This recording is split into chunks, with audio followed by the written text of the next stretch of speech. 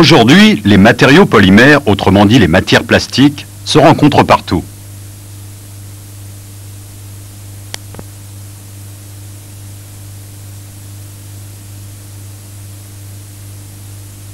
Difficile de ne pas en utiliser quotidiennement, en informatique, en électronique, en mécanique, en sport, en médecine, au marché, à la banque et même au musée.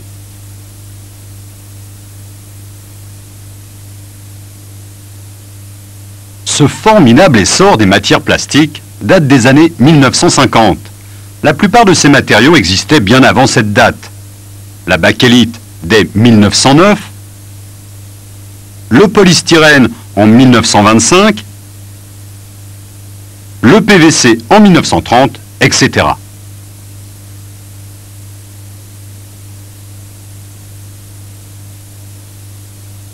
Mais il a fallu attendre les années 50 et l'invention de techniques industrielles de mise en forme spécifiques, telles que l'injection, pour que ces matériaux se développent à l'échelle de la grande industrie.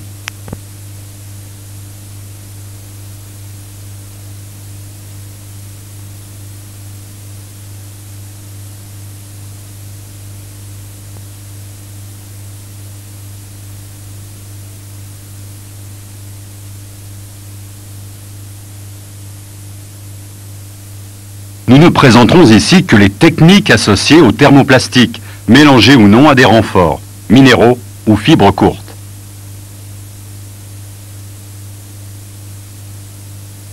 L'objet est à l'intersection de trois composantes. La matière,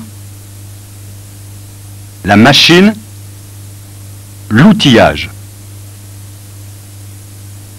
La matière thermoplastique assure l'essentiel des propriétés physiques, thermiques, mécaniques et chimiques de la pièce.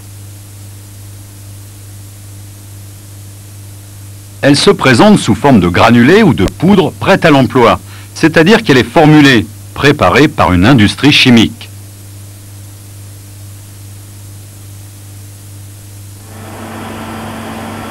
Cette matière est thermoplastique, c'est-à-dire qu'il suffira de la chauffer pour la plastifier, afin de la mettre en forme.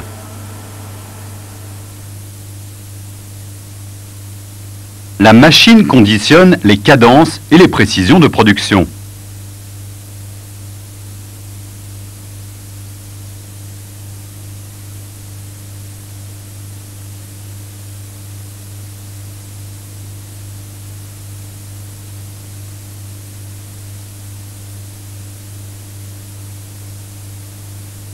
L'outillage définit les dimensions et la géométrie des objets fabriqués.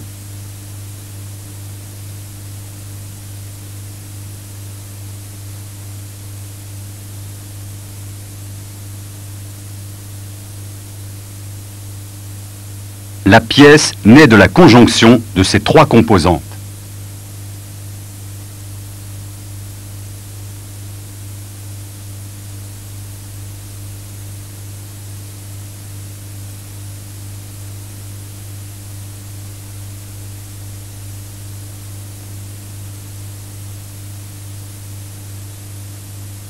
Nous allons voir en détail toutes les techniques de mise en forme des thermoplastiques, comme l'injection, l'extrusion et ses deux grandes familles, l'extrusion figeage et extrusion déformation,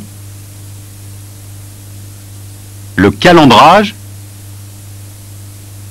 le thermoformage et le rotomoulage. Mais avant, intéressons-nous à leur point commun, la matière. Différentes molécules sont synthétisées à partir de dérivés du pétrole par des chimistes pour donner des produits dont les plus courants sont connus sous leur désignation chimique. Voici quelques exemples de matières plastiques parmi les plus courants. Elle se présente sous forme de granulés ou de poudre.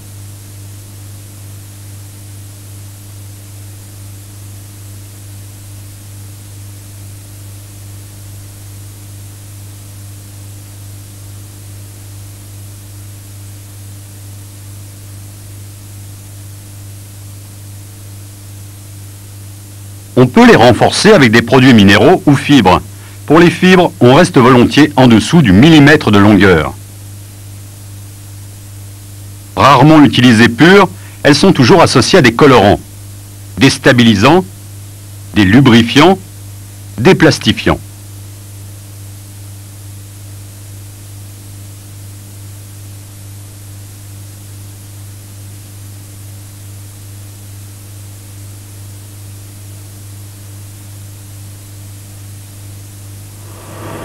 L'injection permet l'obtention de pièces aux formes très variées.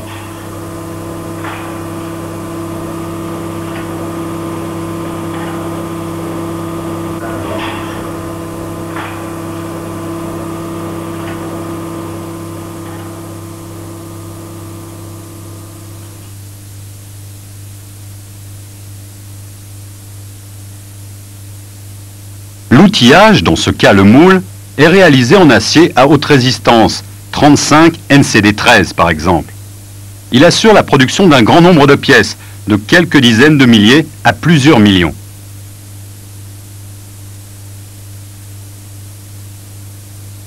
Un moule est réalisé en deux parties pour un démoulage facile de la pièce. Ce moule est constitué des éléments suivants: une ou plusieurs empreintes pour augmenter la productivité,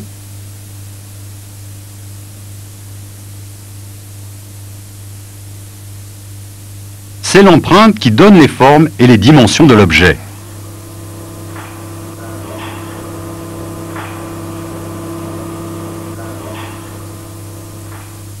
Un orifice d'alimentation, appelé carotte, réalise la liaison entre l'empreinte et l'unité d'injection.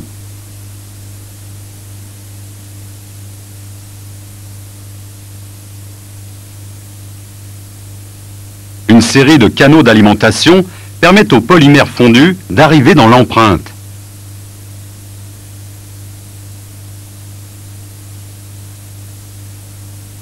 Des canaux percés dans le moule sous la surface de l'empreinte assurent le refroidissement du polymère après injection.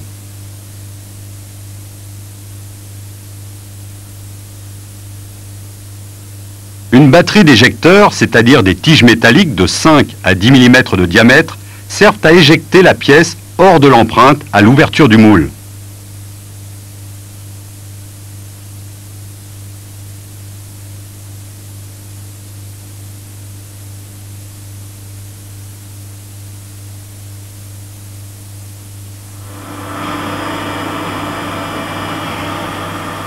La presse à injecter réalise plusieurs fonctions.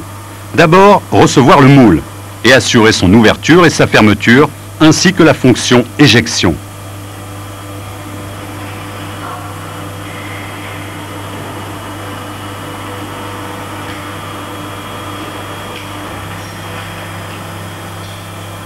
La presse réalise aussi la plastification de la matière et son transfert dans le moule.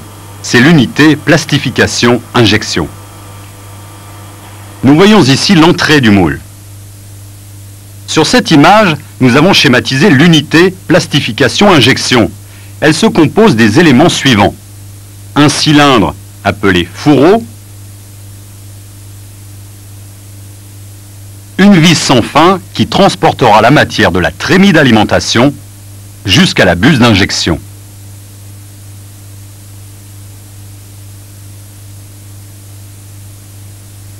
La vis est actionnée en rotation par le moteur hydraulique. Pendant ce trajet, la matière sera progressivement chauffée jusqu'à sa température d'injection grâce à des colliers chauffants disposés autour du fourreau. Le transfert de la matière, une fois plastifiée, se fait en utilisant la vis comme un piston actionné par le vérin. Analysons une séquence complète d'injection d'une pièce. La vis est complètement reculée vers la droite. De la matière fondue est en bout de vis, près de la buse, à la bonne température pour être injectée. Le moule est fermé. La première opération est l'accostage. Elle permet la connexion entre le moule et la buse.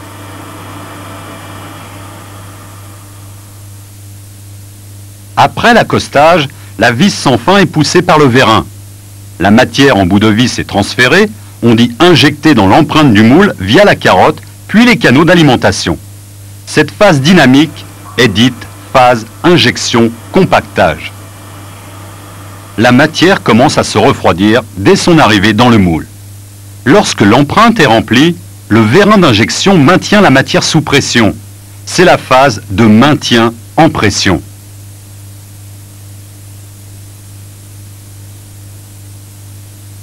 Quand le seuil d'injection est solidifié, le maintien en pression devient inutile. La pression dans le vérin est relâchée et le moteur hydraulique entraîne la vis en rotation. De la matière est transportée en bout de vis et oblige ainsi la vis à reculer en position début d'injection. C'est la phase de dosage. Une nouvelle dose de matière est ainsi prête en bout de vis à être injectée. L'unité d'injection recule et pendant ce temps, la pièce a continué à se refroidir grâce à la régulation thermique assurée par les canaux de refroidissement. Quand la pièce est suffisamment rigide, c'est-à-dire refroidie, on commande l'ouverture du moule et l'éjection de la pièce.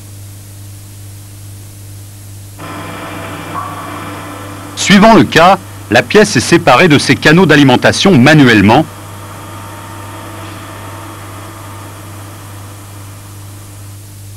ou automatiquement.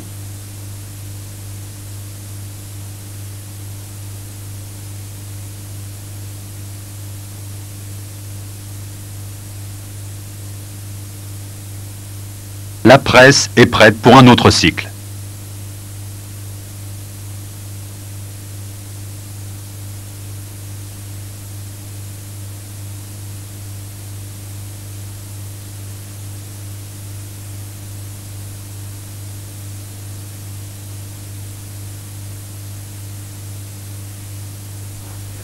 La pièce ainsi obtenue peut être utilisée comme telle, mais quelquefois on lui fait subir des post-traitements de décoration, d'assemblage, etc.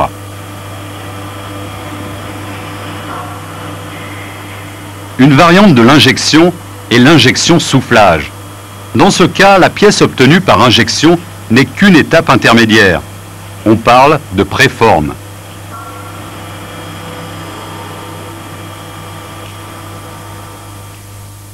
Celle-ci est injectée, puis réchauffée, pour être déformée par soufflage dans un moule qui a les dimensions de l'objet à obtenir.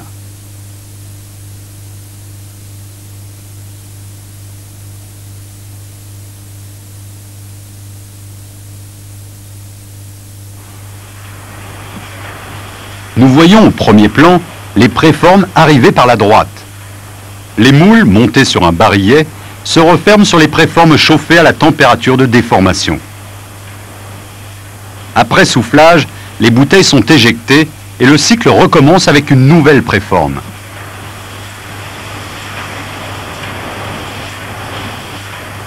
On fabrique ainsi des bouteilles d'eau gazeuse.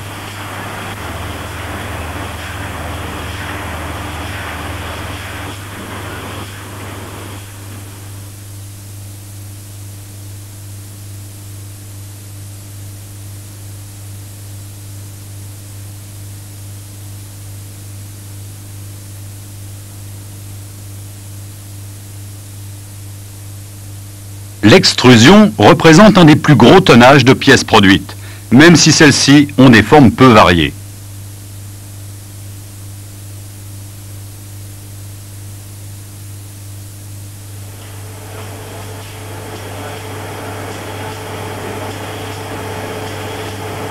L'extrusion consiste à plastifier la matière dans un ensemble vis-fourreau pour l'obliger à sortir par une filière et obtenir un profilé.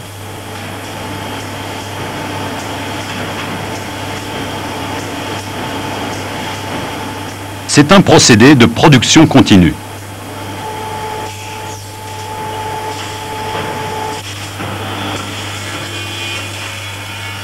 Dans Dans le cas présent, le matériau conserve la forme qui lui a été imposée. En fait, on peut refroidir rapidement ce profilé pour conserver sa forme. C'est l'extrusion-figeage. On peut aussi déformer le profilé encore mou avant de le refroidir pour lui donner une autre forme, comme ici des récipients ménagers. C'est l'extrusion-déformation.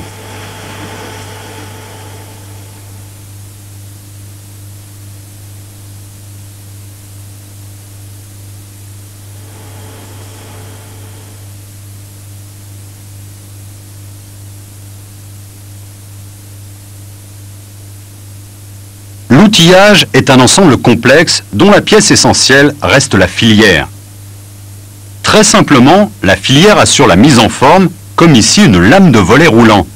Elle possède donc un orifice de la géométrie de la pièce à produire.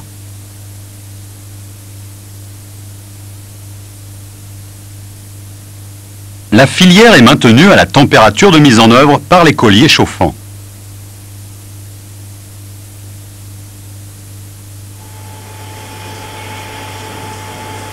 Mais nous le verrons, l'outillage, c'est aussi tout ce qui vient derrière cette filière pour maintenir le profilé pendant sa déformation, son refroidissement, son tirage, son sciage.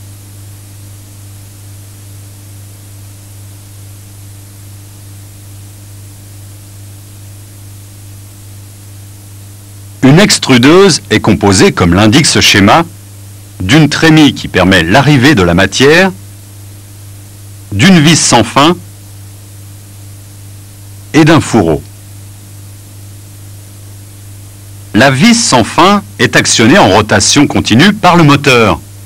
Elle permet le transport de la matière vers l'outillage.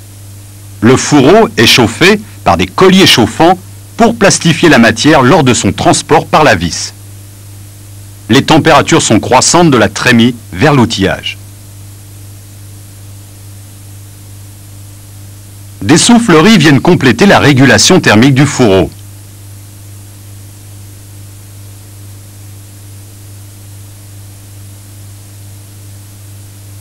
La rotation de la vis est ininterrompue, ce qui en fait un procédé de production continue.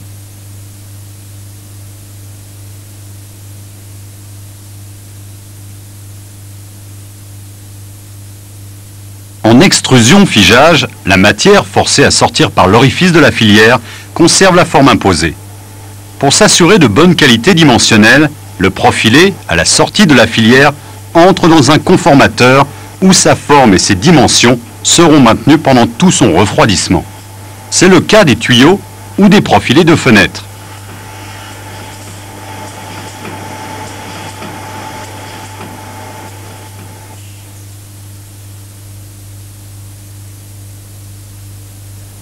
Le profilé, ainsi refroidi, souvent à l'eau, est tiré à l'aide d'une chenille vers les bancs de découpe ou les bancs de bobinage.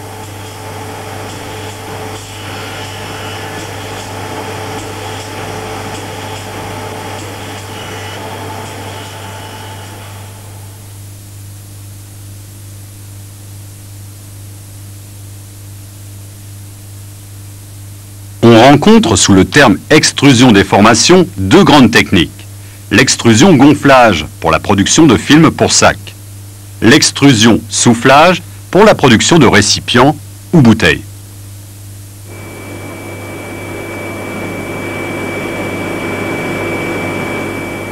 En extrusion gonflage, la machine extrude ce qui pourrait être un tuyau avec une filière un peu particulière dite tête d'équerre. L'extrusion se fait perpendiculairement à l'axe de l'extrudeuse et généralement vers le haut.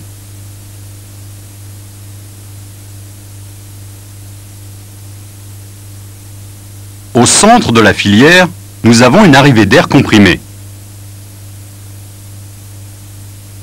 Regardons le fonctionnement sur ce schéma.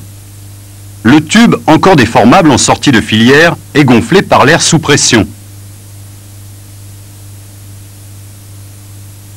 Approchons-nous pour observer la déformation de près.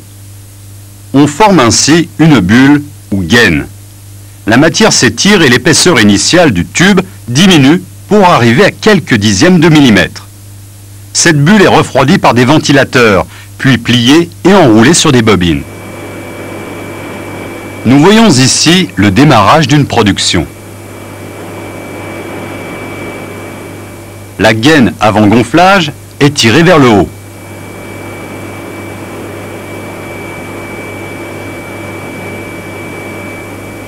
En régime stabilisé, le diamètre de la gaine reste constant. La gaine est ensuite pliée, puis enroulée sur des bobines. Cette gaine est ensuite reprise pour être tranchée, soudée, imprimée afin de fabriquer des films agricoles, des sacs ou des emballages.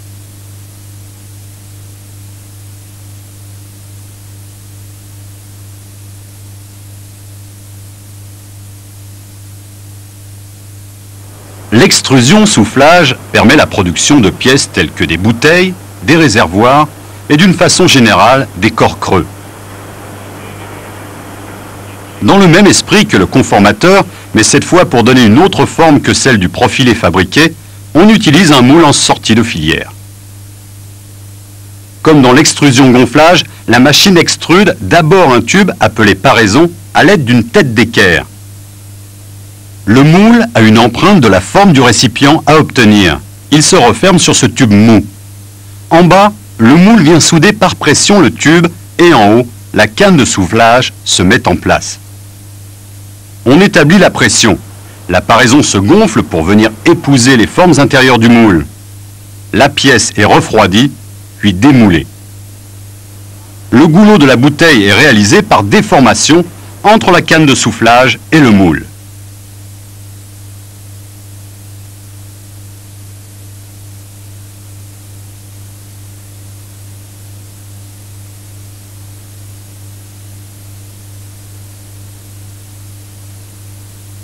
Le calendrage permet la production de plaques, revêtements de sol et s'apparente au laminage des métaux.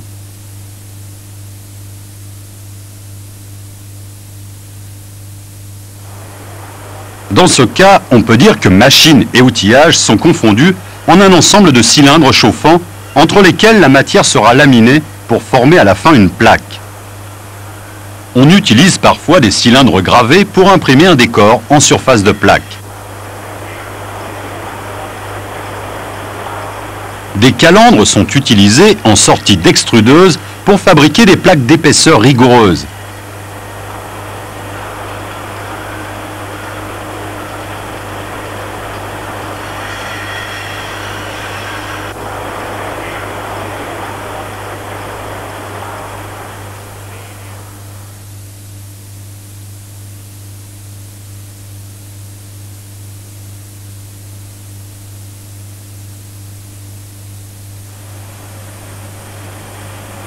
Le thermoformage consiste à réchauffer la matière au-dessus de sa température de transition vitreuse, c'est-à-dire dans le domaine des grandes déformations.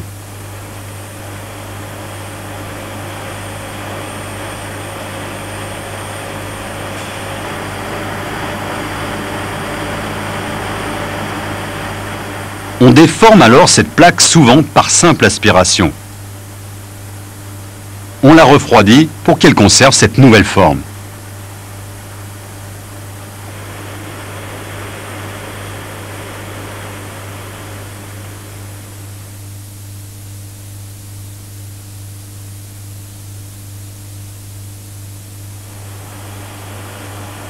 L'outillage est une forme réalisée en bois, plâtre, métal, ciment, qui a la géométrie de la pièce à obtenir.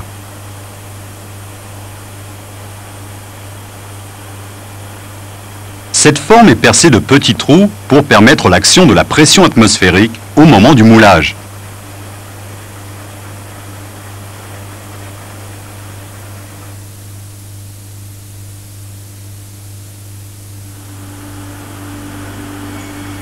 La machine s'appelle une thermoformeuse.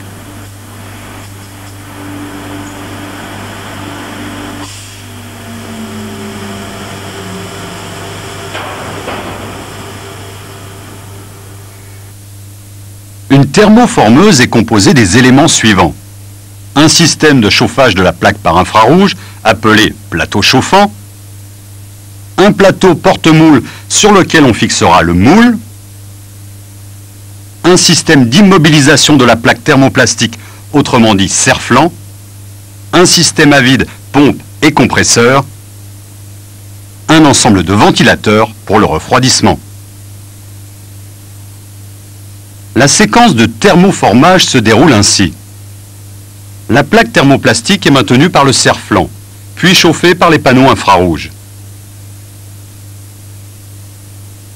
Quand la feuille est bien malléable, le plateau porte-moule monte en contact du serre-flanc. Le joint assure l'étanchéité. On fait le vide entre moule et plaque. La plaque est aspirée et plaquée sur le moule, puis refroidie par de l'air pulsé.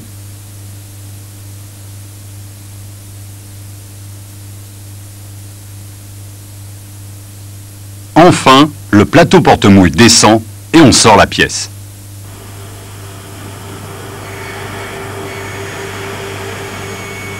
Il reste une opération de détourage pour éliminer les parties de plaque inutiles.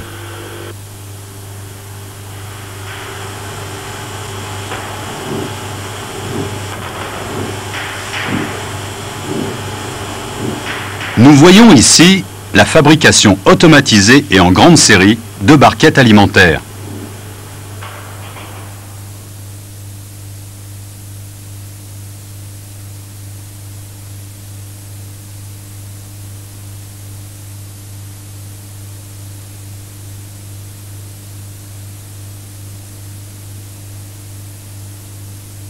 Le principe du rotomoulage est de déposer une quantité dosée de poudre de polymère dans un moule métallique. On chauffe dans un four l'ensemble jusqu'à fusion. Puis, on fait tourner ce moule dans tous les sens pour venir tapisser les parois intérieures du moule avec le polymère fondu. On refroidit et on démoule l'objet. Le rotomoulage permet de réaliser des corps creux de grande dimension et sans soudure. L'outillage est souvent réalisé en mécano-soudé. La machine se résume à un support de moule animé de 2 mouvements croisés de rotation.